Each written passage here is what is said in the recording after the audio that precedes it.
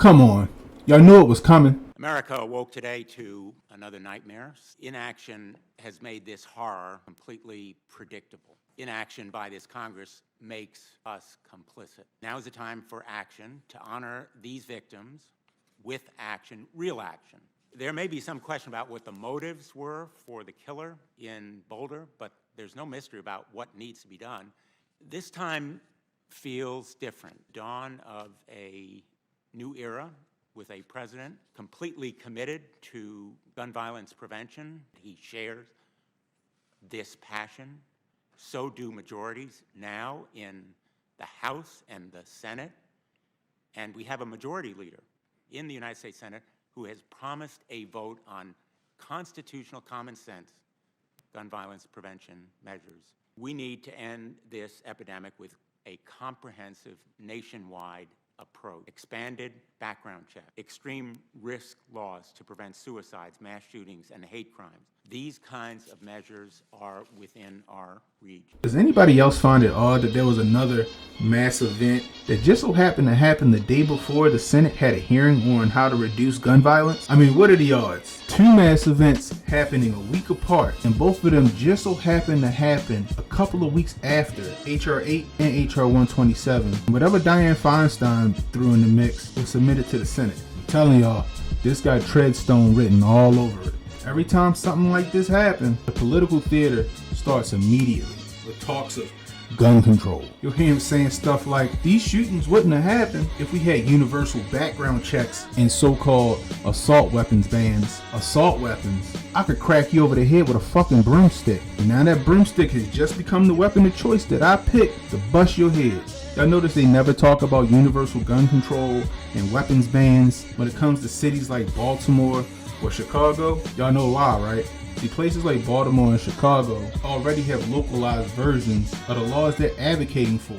And the crazy part is those laws don't even make a difference in those cities. Baltimore only got like 300,000 people here. And in 2020, we had 335 murders. That's the highest per capita of any U.S. city. And Chicago got a population of like 8 million. And in 2020, they had 769 murders.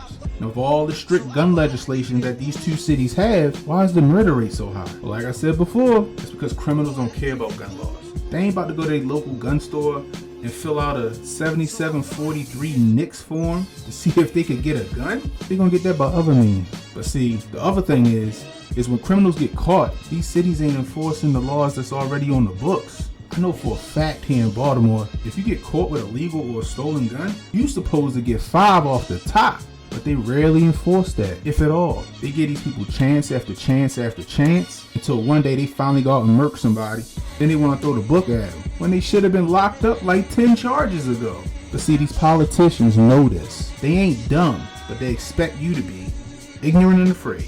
Because as long as you ignorant and afraid and blind to the facts, they can pass whatever laws they want under the guise of security and protection, all the while slowly picking away at your rights and freedoms. But don't get it twisted, these events are tragic, and my condolences and prayers go out to the victims and the family members of those victims. Although these were heinous events, understand this, you can't legislate away gun violence. All it does is leave the law-abiding citizens defenseless and easy targets. No amount of gun legislation in the world would have prevented any of these events from happening. Period. Full stop. Take the handcuffs off the law-abiding American citizens and let them strap up. A motherfucker gonna think twice if there's a good chance that his target might got the ability to turn his lights out. Because let's face it, the government can't protect you.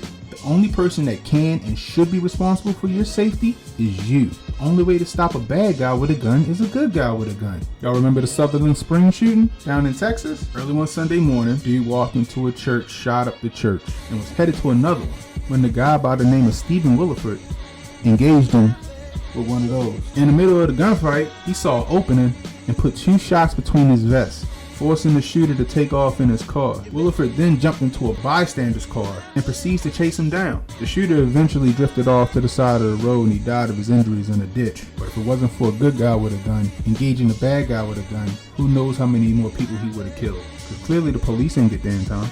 But y'all remember this shooting? Live stream video captures the moment a gunman wearing a dark hoodie emerges from a back pew, drawing his gun and firing inside this Texas church during Sunday morning service. The gunshots sparking panic in the pews. Worshippers seen ducking for cover. One man covering his wife with his own body. 6 seconds into the shooting, 2 members of the church security team returned fire, hitting the gunman, dropping him to the ground. 911 calls came shortly before 11 a.m. Inside the church, at least 5 other parishioners pulled out handguns and carefully approached the fallen gunman. One man kicks away his gun and picks it up. It was a sad thing that he had to come into the congregation and hurt people, and it's a sad thing that we had to hurt him. The shooter ain't even stand a chance. He let off 2 shots before he got taken out by somebody in the congregation. Shit, it looked like everybody in that video was strapped. Hey, it's up to you to save your own life, because police ain't gonna cut it. They just there to take a report after it's all said and done. Because like the saying goes, when seconds count, the police is minutes away. But see, they don't want you self-sufficient. They don't want you to be able to take care of yourself. The name of the game is control with these people. The more freedoms they can take away, the more dependent you are on them. The more dependent you are on them, the more control they have over your life. Make no mistake about it. They're coming for all the guns. But don't take my word for it. I want to be very clear. This is the one thing I do know enough to say on in terms of what's happened there. While we're still waiting for more information regarding the shooter, his motive, I don't need to wait another minute, let alone an hour, to take common sense steps that will save the lives in the future and to urge my colleagues in the House and Senate to act. We can ban assault weapons and high-capacity magazines in this country once again. You never want a serious crisis to go to waste. And what I mean by that, it's an opportunity to do things that you think you could not do before. Shit. Y'all better listen when Cannon speak, but Hotep's been told you.